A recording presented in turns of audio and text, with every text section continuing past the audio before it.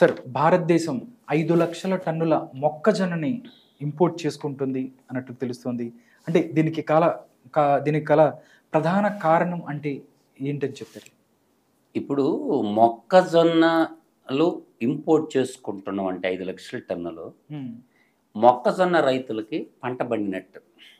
ఎందుకంటే ఎప్పుడైతే ఒక పదార్థాన్ని మనం ఇంపోర్ట్ చేసుకుంటాం ఆ వస్తువు ప్రైస్ బలంగా ధర ఉంటుంది అనమాట. ఇక్కడ ఉత్పత్తి లేకపోతేనే కదా. అందువల్ల మొక్కజొన్న రైతులు ఆలోచించి ఇరువిరిగా ఈ వరి చెరుకు పంట పండించేదానికంటే కూడా మొక్కజొన్న పంట అనేది చాలా సింపుల్ పంట. రాధాకృష్ణ గారు, ఇప్పుడు మద్దతు ధర కూడా బాగా ఇచ్చారు మొక్కజొన్నకి. 2225 రూపాయలు పర్ క్వింటాల్కి ఇచ్చారు మొక్కజొన్నకి. నాకు తెలిసి ఒక ఎకరాకి సాయిల్ని బట్టి 20 నుంచి 30 క్వింటాల దాకా మొక్కజొన్నలు అవుతాయి.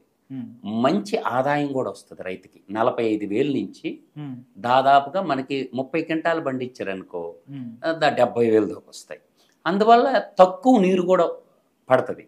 ఈరోజు చెరుకు పంట పండించినా వరి పంట పండించినా కూడా ఒక ఎకరా చెరుకు పండించాలంటే 9 లక్షల లీటర్ల నీళ్ళు అవసరం.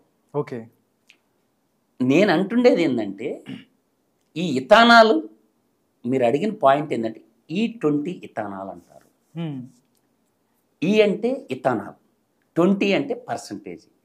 పెట్రోలులో 20% ఇథానాల్ కలిపి అమ్మాలా అనేది. మనకి ఏంటంటే ఇక్కడ క్రూడ్ ఆయిల్ సమస్య ఏర్పడుతుంది. క్రూడ్ ఆయిల్ అధికంగా ఉత్పత్తి దేశాలు గల్ఫ్ దేశాలు, ఉక్రెయిన్, రష్యా.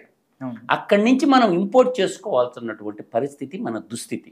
ఈ క్రూడ్ ఆయిల్ అనేది వాజ్పేయి గారు ఒక ఆలోచన చేశారు ప్రైమ్ మినిస్టర్గా ఉన్నప్పుడు.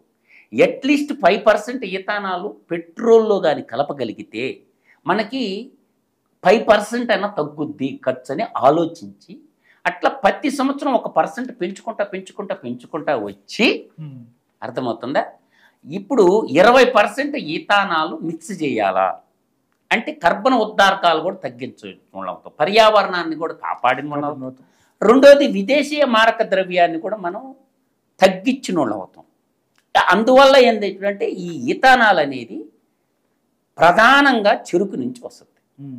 ఈ చెరుకు పంట నుంచి మనకు వస్తున్నప్పుడు ఈ చెరుకులో మనం ఒక లీటర్ ఇథానాల్ తయారు చేయాలంటే 2860 లీటర్ల నీళ్ళు అవసరం.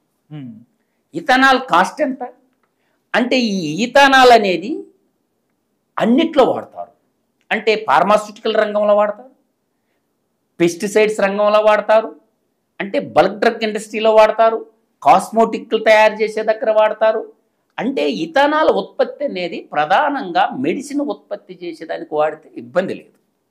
ఇథానాల్ అనేది ఇప్పుడు మందు విపరీతంగా తాకటం మొదలుపెట్టారు. భారతదేశంలో ఏ రాష్ట్రం చూసినా కూడా 30 నుంచి 36% తాగుబోతుల రంగం తయారయ్యంపై అత్యధికంగా వాడేది ఏంది ఇథానాలే. కాబట్టి ఈ ఇథానాల్ ఉత్పత్తి చేసే వాళ్ళందరూ కూడా తర్వాత ఒకటి పెట్రోల్లో వాడాలనేది, మిక్స్ చేయాలనేది. రెండో పార్ట్ ఎక్కడ లిక్కర్ కంపెనీల్లో ఆరోగ్యాన్ని లివర్ కిడ్నీలు చెడిపేది అదే కదా, దానికి కావాలా. ఇంకేం చెప్పాను, డ్రగ్స్లో వాడటానికి కావాలా. డ్రగ్స్ అంటే పురుగు మందుల కంపెనీల్లో వాడతారు, అన్ని కాస్మోటిక్ తయారు చేసే ఇథానాల్ పాత్ర చాలా అమోఘమైన పాత్ర ఉంటుంది అన్నమాట. అందువల్ల నేననేది ఈ ఇథానాలు ఎక్కడి నుంచి చేస్తున్నారంటే ఇప్పుడు బియ్యం ఉంది కదా, బియ్యం ధర పెరగడానికి కారణం ఏంటి, గోధుమలు ధర పెరగడానికి కారణం ఏంటి, మీరు బాగా కూలంకషంగా ఆలోచిస్తే ఈ ఆహార ఉత్పత్తులు, ఇంధన భద్రత, ఆహార భద్రత, ఈ రెండు ఉంటాయి. ఈ ఇంధన భద్రత కోసం ఆహార ఉత్పత్తులు తృణధాన్యాల నుంచి ఇథానాలు తయారు చేయటం మొదలుపెట్టారు. అందువల్ల మీకు తృణధాన్యాలకి ఇథానాలు తయారు చేయటం మొదలుపెట్టేసరికి ఈ వస్తువుల ధరలు కూడా పెరగటానికి ఒక కారణమైంది. దేశీయంగా కొన్ని లక్షల ఎకరాలు భూములు ఉన్నాయి. ఇప్పుడు వరి, చెరుకు ఈ పంటలు పండించేదానికంటే తక్కువ నీటితో వర్షాధారంగా కూడా కొన్ని పండిస్తారు. ఇప్పుడు నిజామాబాద్ పోండి, చాలా బాగా పండిస్తారు మొక్కజొన్న పంటని. అందువల్ల ఏంటంటే ఈ వరి అధికంగా నీళ్ళని ఇప్పుడు 9 లక్షల లీటర్ల కాస్ట్, వాటర్ కాస్ట్ ఎంత, ఇథానాల్ కాస్ట్ ఎంత. అంటే 1 ఎకరాలో చెరుకు పండించాలంటే దాదాపుగా 9 లక్షల లీటర్ల నీళ్లు. నా సొంత కవిత్వం చెప్పాల, నీతి ఆయోగ్ నివేదికే చెప్తున్నా నేను. నీతి ఆయోగ్ ప్రచురించిన నివేదికలో తీసుకొని స్టాటిస్టిక్స్ నేను చెప్తున్నా.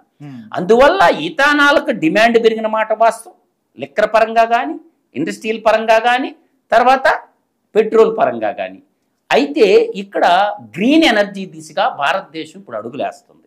గ్రీన్ ఎనర్జీ అంటే ఏంటి? మనకి బ్యాటరీ ద్వారా వెహికల్స్ నడపడం, 2 వీలర్లు కానీ, ఆటోలు కానీ, బస్సులు కానీ, లారీలు కానీ, సోలార్ ఎనర్జీ, ఇండ్ ఎనర్జీ. గ్రీన్ ఎనర్జీని కానీ మనం కానీ డెవలప్ చేసుకోగలిగితే మనకి అప్పుడు ఏమవుతుందంటే ఈ పెట్రోలియం ప్రోడక్ట్స్ మీద పెట్టేటటువంటి డబ్బంతా ఎంత తగ్గించుకుంటే భారతదేశం అంత అభివృద్ధి చెందద్ది.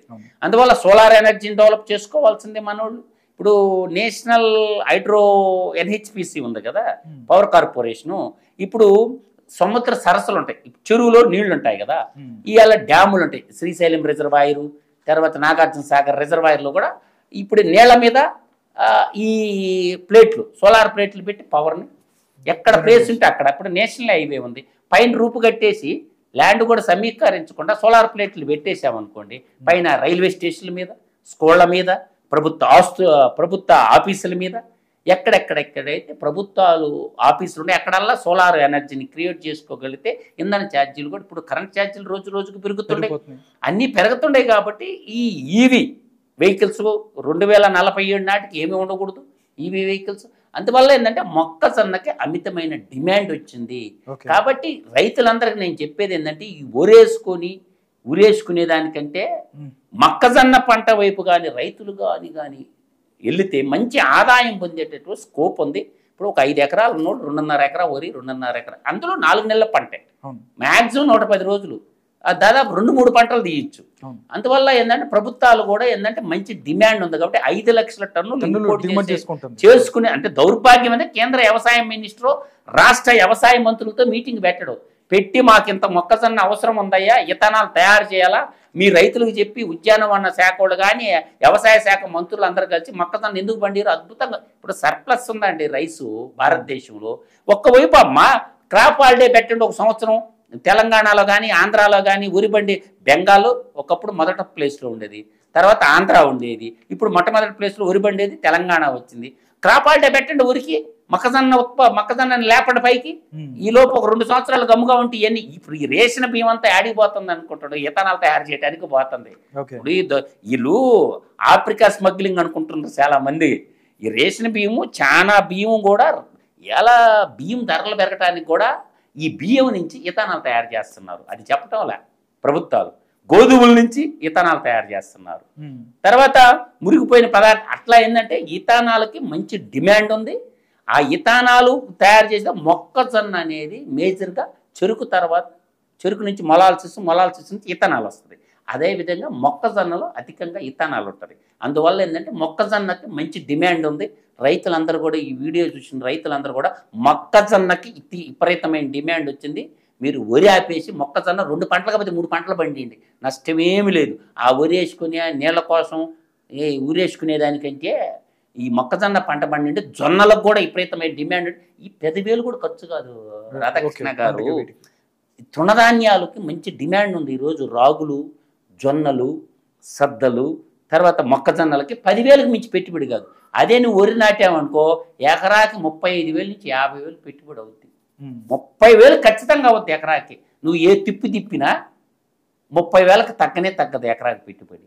అందువల్ల మొక్కజొన్నకి మంచి ఉంది కాబట్టి కేంద్ర వ్యవసాయ మంత్రితో మాట్లాడుకొని రాష్ట్ర వ్యవసాయ మంత్రులు సార్ మీరు ఆపరిస్తే మేము మా రైతుల చేత ఏపిస్తామని ఏపించి 5 లక్షల టన్నులు ఇంపోర్ట్ చేసుకునేదానికంటే మనకు సువిశాలమైన భూములు ఉన్నాయి కాబట్టి కొంచెం సబ్సిడీ కూడా రైతులు ఇచ్చేస్తే పంట వస్తుందని చెప్పి నా యొక్క వాదన. దీన్ని రైతులందరూ కూడా సద్వినియోగం చేసుకోవాలా. ఇంపోర్ట్లు ఆపేంట్రా నాయన, వద్దు, మనకు ఉండరా రైతులు, వాళ్ళకి డబ్బు నీళ్ళు ఇండి చాలు పండిస్తారు. ఉచిత కరెంట్ ఇండి, ఉచితంగా నీళ్ళు ఇండి, వాళ్ళే నీకు పంట పండించి మీరు కొనలేని స్థాయికి చేస్తారు. అందువల్ల మీరు ఇంపోర్ట్లు ఆపేయండి. Okay, thank you so much. నమస్తే.